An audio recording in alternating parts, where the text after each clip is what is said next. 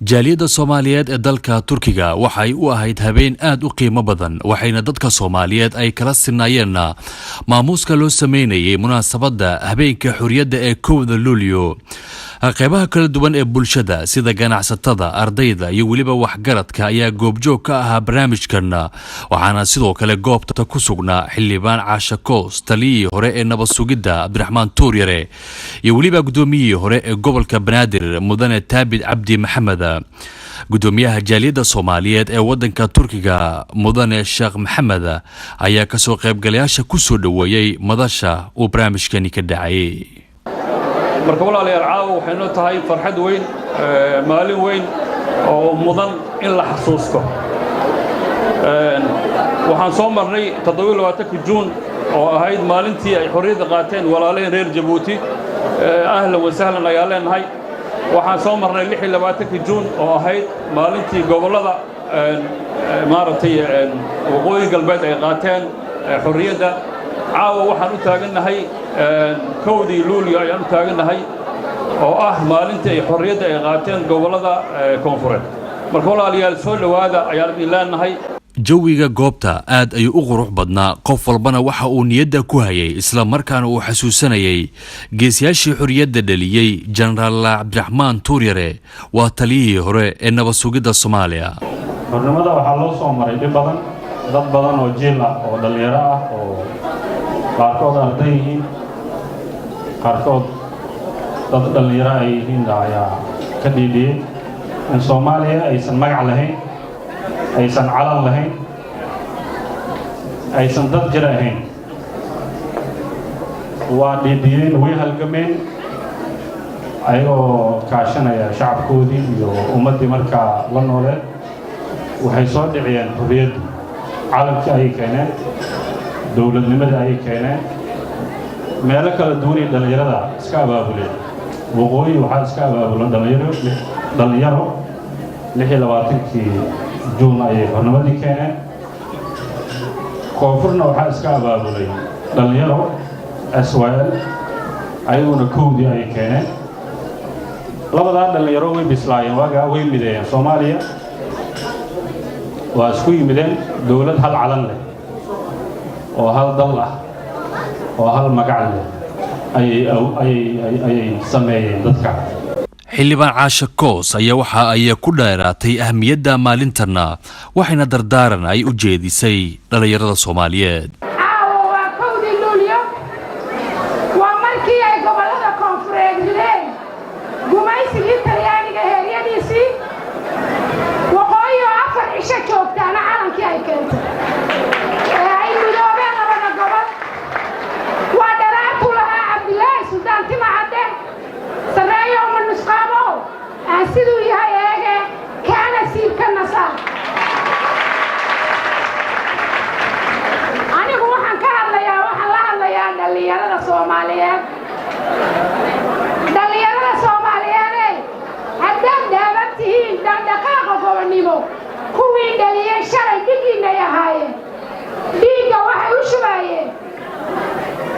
kii dhuuxa jiifa iyo kii dhabarka lagu sido waa idinka oo dhuuxa jiifay iyo kii dhabarka lagu siday ee ahaa kuwii yaryaraa ee ka horreeyay xorriyaddii ee markaa la siday ma haysanin tacliinta aad maanta leedihiin iyo tiknolojiyadan hormartay may haysanin waxay ahaayeen 13 dhalinyaro ah oo ku shaqaynayay iyagoo aan lahayn taaray ku wada hadlaan ayaa nin la diri jiray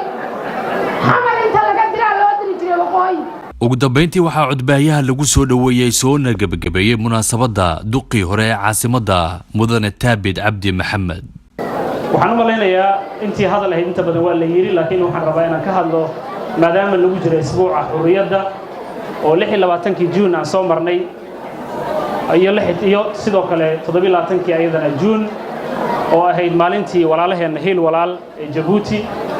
oo aan leeyahay Jabuutay jiro waliga ha joogsan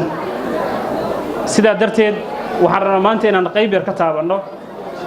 munaasabadda 1 Luulyo 58 guuradii ka soo wareegatay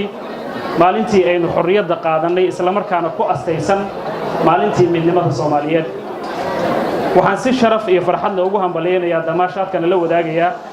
dhammaan ummadda Soomaaliyeed meel kasta ay joogaan mid xanuunsan mid caafimaad qaba mid fog iyo mid dhowga meel kasta oo ay ku sugan yihiin waxaan leeyahay ku damaashaada nabadgelyo barwaaqo bashbash iyo nolol wanaagsan oo ummadda Soomaaliyeed oo dhan ay helaan aan u damaashaadno inagoo xusuusanayno noloshii ceesho milixa ahayd ee ummadda Soomaaliyeed dhaqanka u ahayd wadajir iyo isdhaxgal farxad ku dheehan tahay aan caawa ugu dabaaldegno maalintii aynu noqonnay jamhuuriyadda Soomaaliyeed waxaan si gaar ah ugu hambaleynayaa cid kasta oo ka qayb qaadatay u soo dhaawacantay u dhibtootay u geeriyootay ilaalinta iyo adeegista difaaca qaranka kuwaas oo ay ugu horeeyaan ciidamada qaranka waxaad mudan tihiin taalooyin in la idin dhiso ciidamada qalabka sida dableyda alifleyda iyo saraakiisha sarsare meel kasta oo ay joogaan oo ay ku jiraan kuwa furimaha dagaalka jooga ee maalin walba diyaar ugu ah in laga difaacaan cadawga iyo sidoo kale kuwa geeriyooday iyo qoysaskooda waxaan dhammaan leeyahay abaalkiina ma iloobi doono ummadda Soomaaliyeedna waxay mar walba xusuusnaan doontaa naftii aad u hurteen dhiigii aad u hurteen maalkii aad u hurteen iyo geesinimada aad ku difaacdeen sharafka iyo qaranimada Soomaaliyeed waxa iman doonta maalin dhammaantiina la idin karaameyn doono